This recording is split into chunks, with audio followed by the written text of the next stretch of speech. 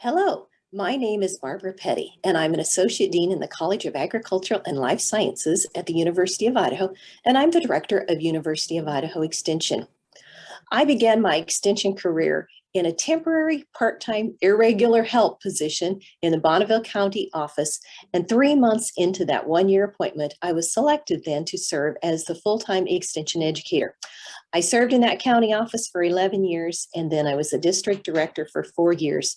And I am in my 8th year now as the director of University of Idaho Extension. It is my great pleasure to be here with you through video to give the ECOP update for the JCEP Extension Leadership Conference. As far as ECOP, it stands for Extension Committee on Organization and Policy. Really hope you're having a wonderful time at your conference as you are looking to reflect, reconnect, and recharge. ECOP is a representative leadership and governing body of the Cooperative Extension, and I'm sure you're well aware of the nationwide transformational education system that operates on many different levels.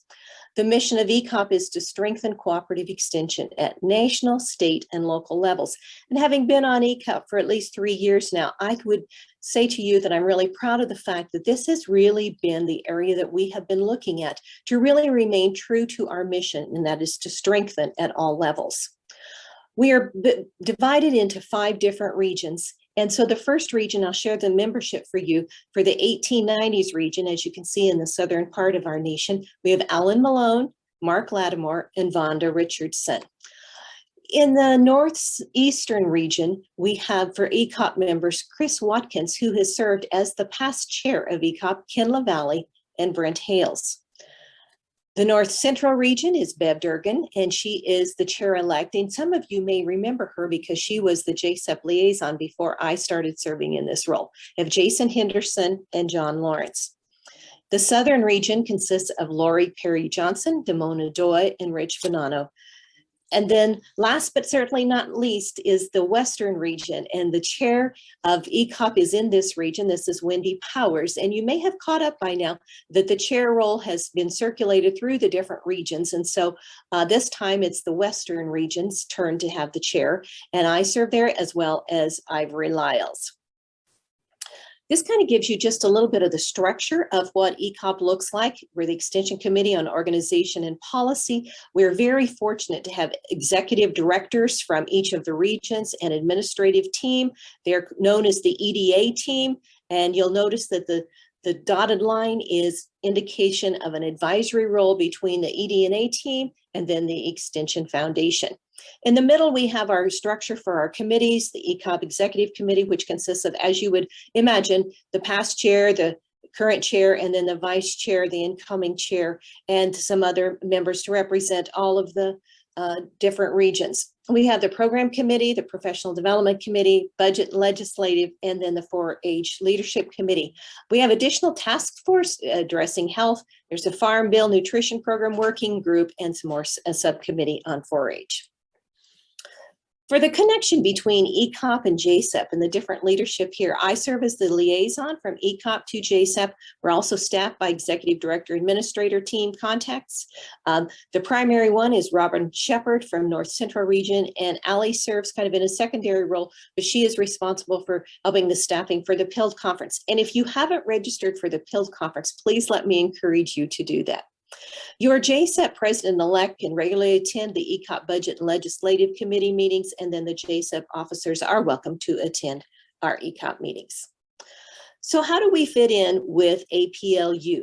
Well, we are part of APLU because we're physically located right next there in Washington, D.C., and because APLU, the Association of Public and Land-Grant Universities, each one of your institutions are a member of APLU, and then your directors or your administrators are also that collective voice for cooperative extension that it goes up through ECOP to APLU.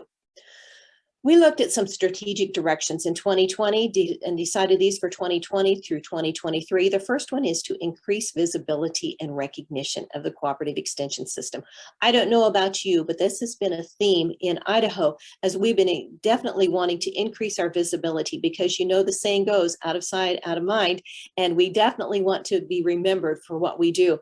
So we've definitely worked on increasing the visibility and recognition of the entire system.